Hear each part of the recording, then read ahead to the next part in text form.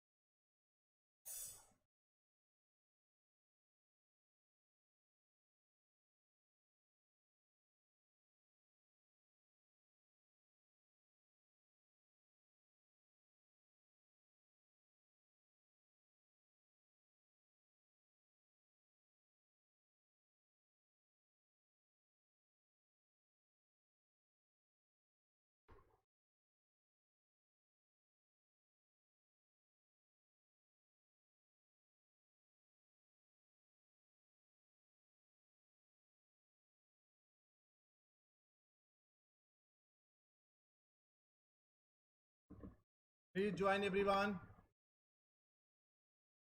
Trade union 1926 की बात करेंगे। सैटरडे को क्लास स्टार्ट किया था। बहुत कुछ ऑलमोस्ट 40% 50% हमने कंप्लीट कर लिया था। उसके आगे स्टार्ट करेंगे, लेकिन एक बार रिवीजन करेंगे हम लोगों ने क्या बात किया था फ्राइडे सैटरडे को। ट्रेड यूनियन 1926 की बात करेंगे। ट्रेड यूनियन क्या होता है हमने आपको बताया था, जब दो या दो से ज्यादा लोग मिलकर आपस में एक यूनियन बनाते हैं। किस लिए यूनियन बनाते हैं? ताकि अपने बात को रख सके।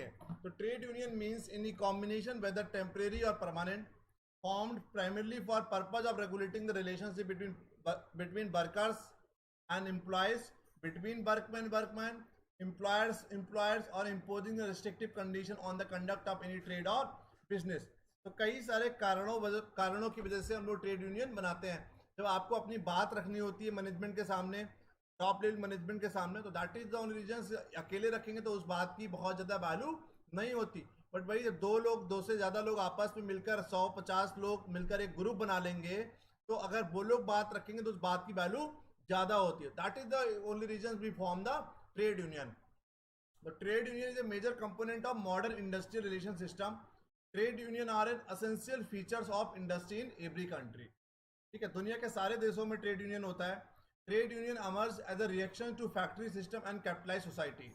In the early stage of industrialization, working class, in the absence of legal protection, felt exploited at the hand of the employers. Workers joined hand to protect their interests and through collective action.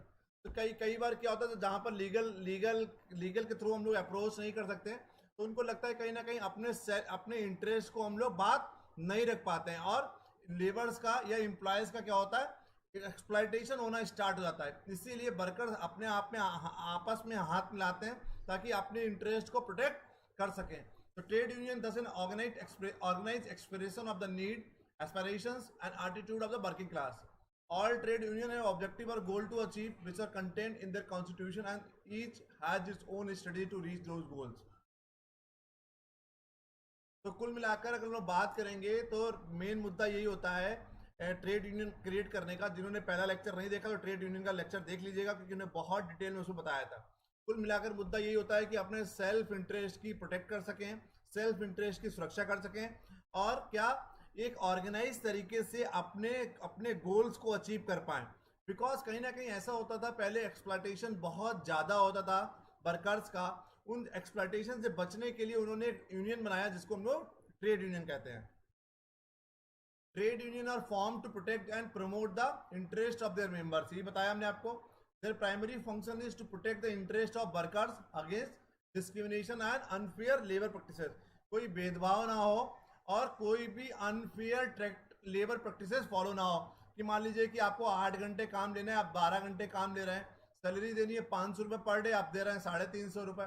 तो that is all about कि अपने interest को protect कर सकें और workers कोई discrimination ना हो। दे शुड बी यूनिफॉर्मिटी, एक यूनिफॉर्मिटी होनी चाहिए, और कोई भी एक ऑर्गेनाइजेशंस में अनफेयर लेबर प्रैक्टिसेस फॉलो ना पाए। इन सबसे बचने के लिए हम लोग क्या करते हैं, ट्रेड यूनियन क्रिएट करते हैं। ठीक है, ट्रेड यूनियन क्रिएट किया जाता है।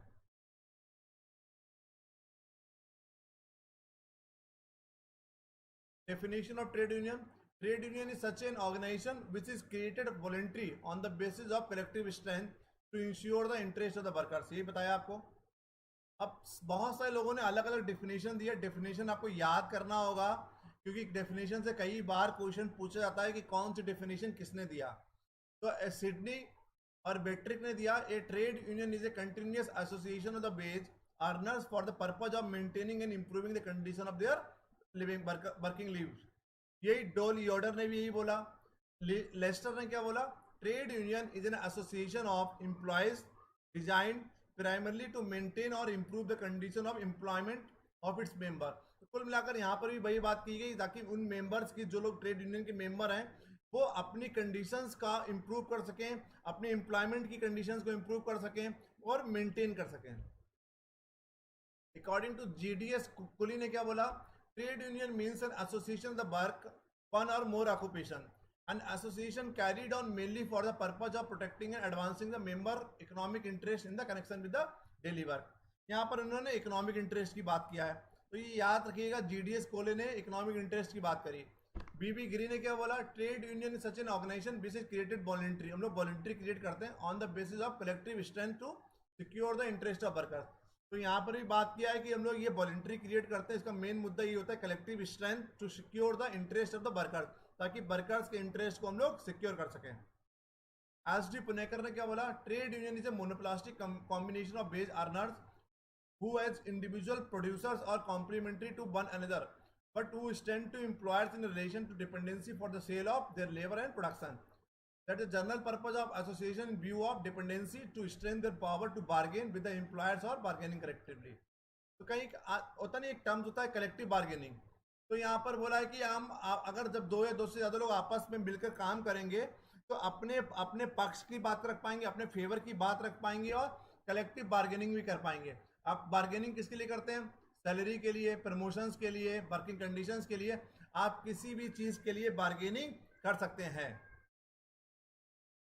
ब्रिटिश ट्रेड यूनियन ने क्या बोला, a trade union is a combination with the main objective of regulating the relations between workman and masters, workman and workman, masters and masters for imposing of restrictive condition on the conduct of any trade और business and also provision to the members.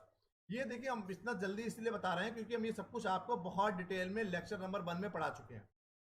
According to Indian trade act 1926 के अंतर्गत a trade union is any combination. Trade union कोई combination होता है, whether temporary or permanent, formed primarily for the purpose of regulating the relationship between workmen and the employees, workmen and workmen, employers and employers, for imposing the restrictive condition on the conduct of any trade or business, also include any federation of 2 or more trade union। ठीक है,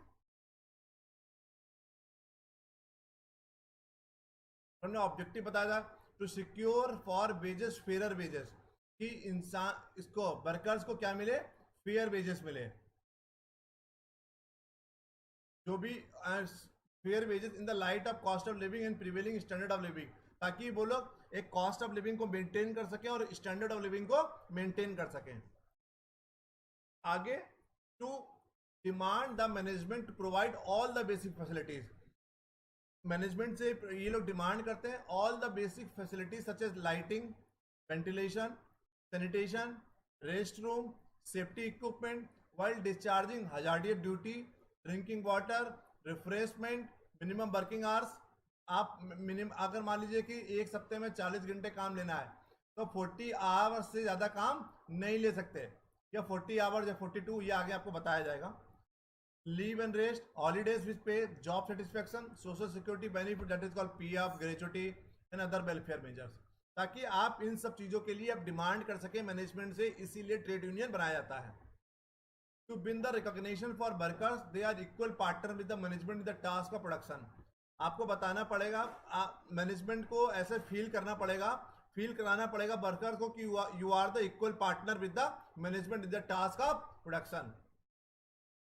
To assure the workers in a shared in a increased profitability of industry through payment of adequate bonus।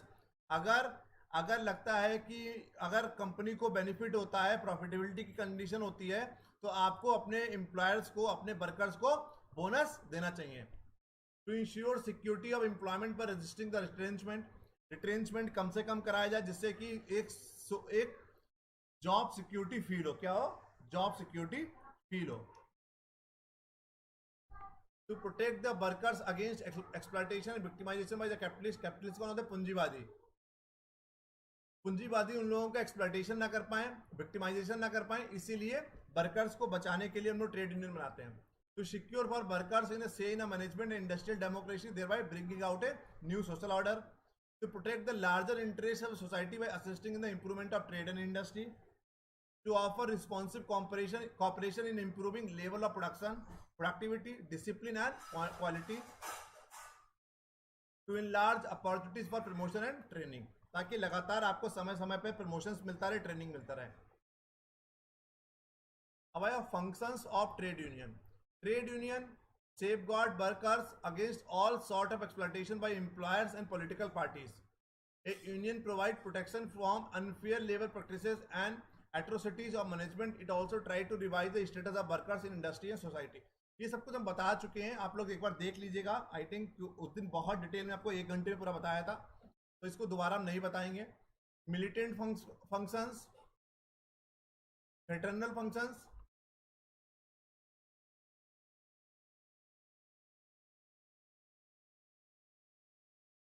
और political function, ये सब बता दिया था। Characteristics की भी बात हो गई थी कि trade union is an association either of employers और एम्प्लॉयज और independent worker. Trade union is A continuing और परमानेंट रादर देन टेम्परेरी और कैजुअल। परमानेंट होता है। Membership of A trade union is voluntary. कोई भी मेंबर बन सकता है, कोई किसी को फोर्स नहीं कर सकता। There is no legal or other pressure to join a trade union. A person can join or leave the union of his free will. तो आप खुद से ज्वाइन कर सकते हैं, खुद से छोड़ सकते हैं, और पूरा वॉलंटरी है, कोई लीगल सिस्टम नहीं है, कोई फोर्सफुली आपको ज्वाइन नहीं कराएगा। Trade union also perform political and ancillary functions. Members of trade union have common interest and problem. जितने मेंबर्स होते हैं उनकी कॉमन इंटरेस्ट और प्रॉब्लम्स होती है, which motivate them to unite. Trade union always act through united actions of member to protect and promote their economic interest. ठीक है, ये सब बता दिया हमने आपको। फिर बताया registration of trade union, appointment of registration, mode of registration, application for registration, provisions to be contained in the rule of trade union, power to call for further particulars and to require alternation of the name, registration, certificate of registration। सबसे पहले बताया था mode of registration. Any 7 or more member, minimum 7 लोग होना चाहिए। 7 or more members of trade union may apply for registration. All the member applying for the registration must subscribe their name to the rules of trade union. सबको अपना नाम देना पड़ेगा। Application for registration section 5, the application for registration should be made to the registrar for trade union. Registrar office में आपको application देनी पड़ेगी। It contain the name and occupation address of the member. जितने लोग मेंबर हैं उनका name, occupation, address, name of the trade union and address its head office, the title, names, ages, address, occupation of office bearers of the trade union, जो trade union के office में जो लोग बैठेंगे। Content of the copy of rule section C, the name of the trade union, the whole of the object for which the trade union has been established, किस object के लिए trade union establish किया, The whole of the purpose for which the general fund of a trade union shall be applicable. The payment for a subscription by members of the trade union which shall not be less than 1 rupees per annual for rural worker, 3 rupees per annual other organized worker, 12 rupees per annual for workers in any other cases. अब आया power of the registrar. तो registrar के office में अपना form submit करोगे, उसकी power क्या है. When the application for registration is filed before registrar, he has got the powers to call further particular regarding the trade union. Section 8 और 9 में क्या बोला गया? If all the requirement of the act have been compiled with the registrar of trade union shall register the trade union and issue the certificate of registration. ठीक है. Duties क्या होती हैं और liabilities. Change of registered office. ये अगर आपको कोई बदलाव करना है आपको अपने रजिस्टर्ड ऑफिस में, if any change in the address of its head office of trade union take place, notice of change must be given to the registrar in writing within the 14 days. Object on which journal fund may be spent. Journal जो fund होता है, सामान्य fund होता है, वो कहाँ पर spend कर सकते हैं? तो general fund of registered trade union can be spend only the object. Constitution of a fund for political purpose. A registered trade union may constitute a separate fund from which payment may be made for the promotion of the civic and political interest. एक separate fund होगा, उसी को political purpose के लिए use कर सकते हैं. Proportion of office bearers be connected with the industry.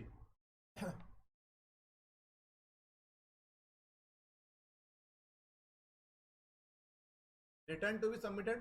Every registered trade union is required by section 28 to send annually to the registrar or before a prescribed date the journal audited statement of all receipt and expenditure during the year 31st day of December.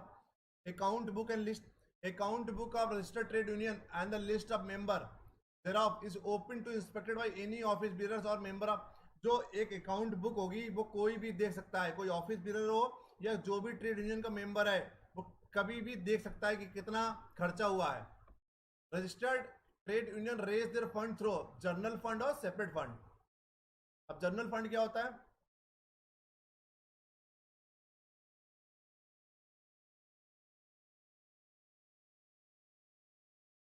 एक minute रुकिए.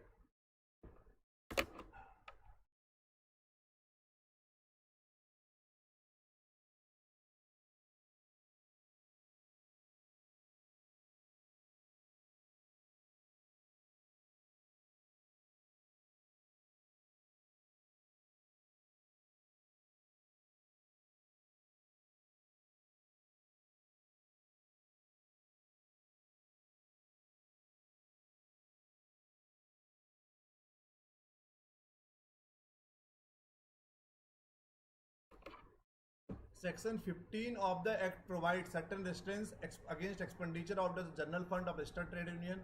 It lays down that general fund of registered trade union shall not be spent on any other object. General fund अब और किसी object में खर्चा नहीं कर सकते. Payment of salary, allowances or expenses to the office bearers, the payment of expenses for the administration of the trade union, including audit of account of general fund, the allowance of and compensation of the members for loss arising out of trade unions, the provision of education, social and religious benefit for members for dependents of members. इन सब चीज़ों के लिए general fund खर्चा कर सकते हैं. कोई political rally या पॉलिटिकल इंटरेस्ट में आप जनरल फंड खर्चा नहीं कर सकते. सेपरेट फंड की बात करेंगे. Section 16 of the trade union act has made suitable provisions for constitution of A separate fund for political purpose. तो आपको अगर पॉलिटिकल पर्पज के लिए पैसा खत्म करना है तो उसके लिए आपको एक सेपरेट फंड बनाना पड़ेगा as per the section 16. Note कर लीजिए. ठीक. अब आया थ्योरीज ऑफ ट्रेड यूनियन. ये तो हो गया मेरा परसों वाला लेक्चर जो हमने बताया था सैटरडे को. अब आया थ्योरीज. आज हम केवल थ्योरीज की बात करेंगे, स्ट्रक्चर की बात कल करेंगे. ठीक है. Trade unionism is born out of industrialisation which caught momentum after industrial revolution in England during the mid 19th century. The evolution of the trade union has been interpreted in different way by different authorities. तो कई सारे लोगों ने इसकी theories दी है. पहले John T Dunlop की बात करेंगे, आर्थर डी बटलर की बात करेंगे. ठीक है. तो थ्योरीज पहले डनलप ने कई सारे क्वेश्चन रेज किए हैं. He has been of view that useful theory of trade unionism must provide answer to the following questions. John T Dunlop ने बोला है कि जो इसकी एक परफेक्ट थ्योरी होगी, जो एक अच्छी थ्योरी होगी, वो ये सब क्वेश्चंस के आंसर देगी। कौन कौन से क्वेश्चन, ये नोट कर लीजिए। What factors lead to the organisation of the union, और जो ट्रेड यूनियन है कौन कौन से फैक्टर्स पे लीड करना चाहिए, कौन कौन से फैक्टर्स को रेज करना चाहिए। What conditions are favourable to bring a union into existence, कौन सी कंडीशंस ऐसी होती हैं जो यूनियन को एग्जिस्टेंस में लाएंगी। What conditions are favourable to bring a union into the existence. What different patterns of growth goals of the union, how will this affect the political, economic and social structure of the country in the long run. So what are the different pattern of the growth goals of the union, तो जो trade union बनाया जाता है उसके कौन कौन से growth goals हैं और वो किस तरीके से, वो how will this affect the political factor of the country, economical social structure of the country in the long run. ये जॉन टी डल्लप ने क्वेश्चन रेज किए। अगर इन सब क्वेश्चंस के आंसर कोई थ्योरी दे रही है, उसी को सक्सेसफुल थ्योरी ट्रेड यूनियन का माना जाएगा, ठीक है। आर्थर डी बटलर ने क्या बोला है, how do unions decide which goal to seek through collective bargaining, कौन यूनियन कैसे डिसाइड करती है कि कौन सा गोल, कौन सा उद्देश्य हम कलेक्टिव बार्गेनिंग के थ्रू मैनेजमेंट के सामने रखें। When a union knows it can not win everything at a particular bargaining session, how does it decide whether to fight harder for wage increase or a better grievances procedure. तो कभी कभार उनको लगता है कि ये सब चीज़ों में हम जीत नहीं सकते, बार्गेनिंग ये पॉसिबल नहीं है, तो किस तरीके से वो लोग decide, how does it decide whether to fight harder और कठिन तरीके से लड़ाई लड़े फॉर वेज इंक्रीज या बेटर ग्रीवेंसेस प्रोसीडर उनको चाहिए। तो कुल मिलाकर उनको कहने का मतलब है कि हाउ डू यूनियन डिसाइड, किस तरीके से यूनियन अपना गोल को डिसाइड करती है। और दूसरा, अगर जब यूनियन को पता हो कि आप बार्गेनिंग के थ्रू मैनेजमेंट से नहीं जीत सकते, तो किस तरीके से अपनी सैलरी इंक्रीज करवाओगे या आपको कोई बेटर ग्रीवेंसेस प्रोसीजर चाहिए। How do unions decide which techniques to use in accomplishing their goal, union कैसे डिसाइड करती है कि अपने गोल्स को अचीव करने के लिए कौन सी टेक्निक यूज करना चाहिए। What determines whether unions will select economic or political methods.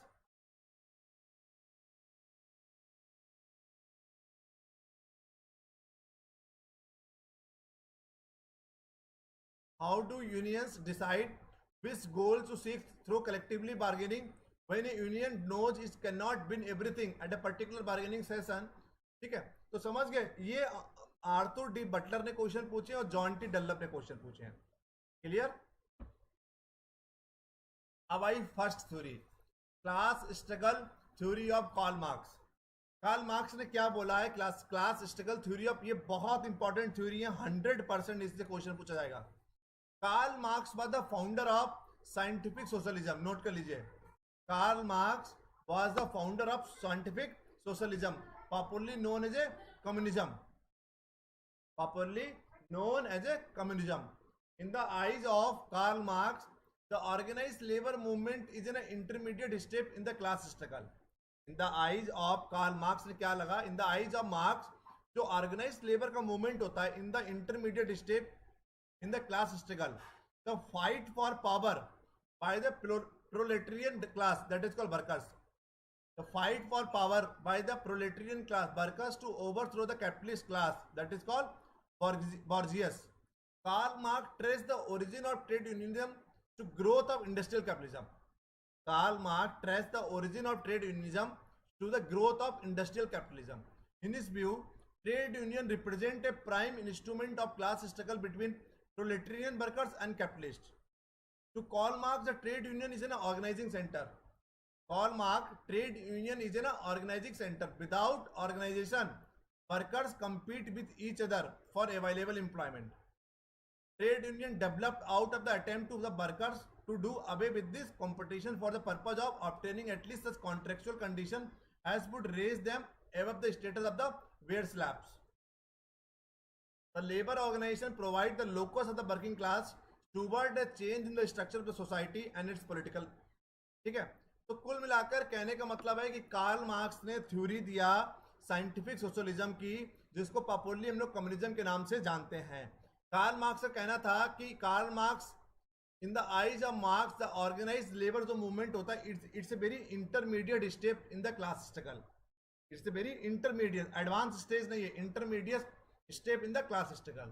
और जो the fight for the power by the proletarian class that is called workers to overthrow the capitalist class.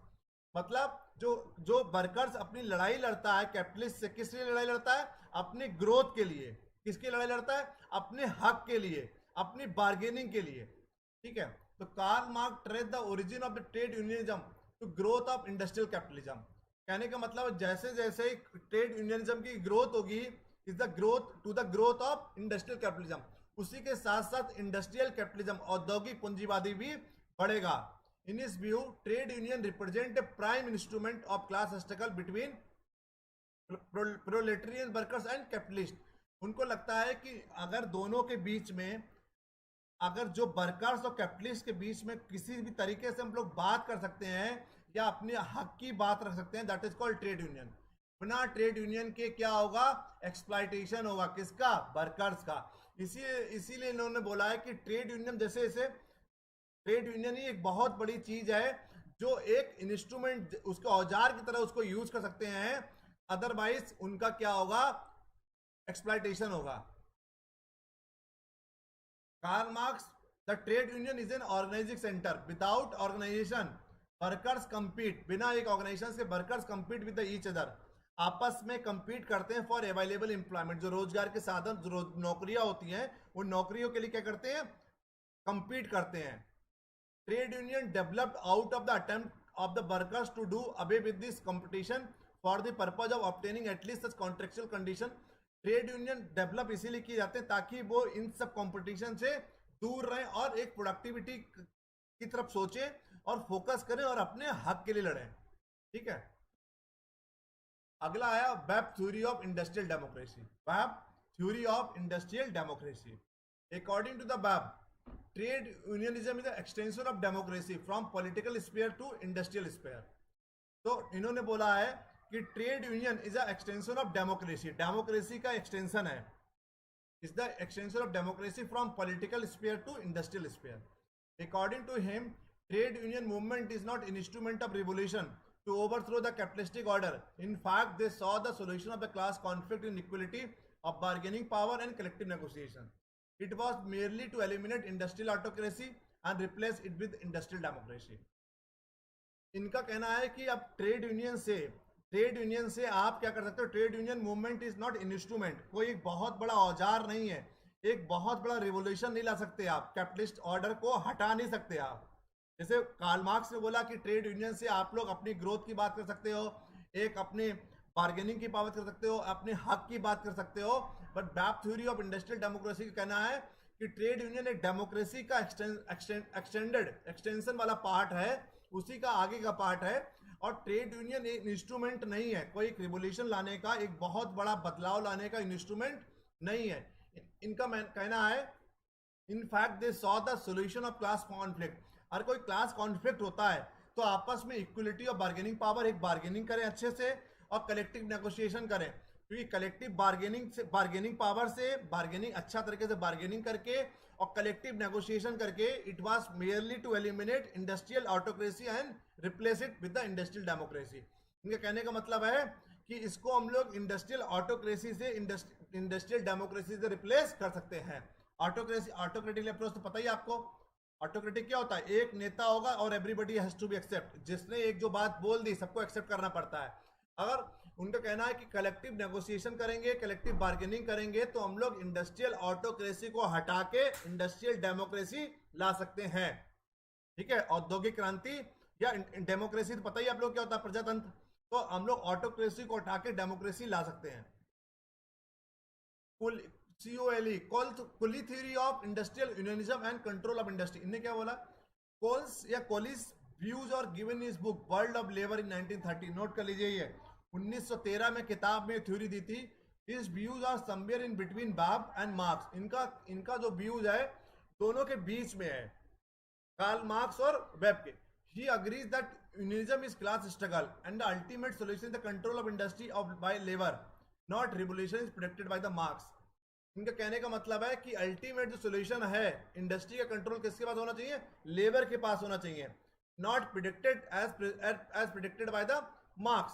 जो Marx ने बोला उससे मतलब नहीं है। तो कुल मिलाकर अगर हम लोग एक इंडस्ट्री का कंट्रोल हम लेबर के पास दे देंगे तो कोई दिक्कत की बात नहीं होगी, ट्रेड यूनियन की बात नहीं होगी। तो ये दोनों की मिड थ्योरी है, ठीक है, मार्क्स और वेब की। अब आया Hoxie theory of business union, functional classification of unionism. Hoxie theory of business union क्या है?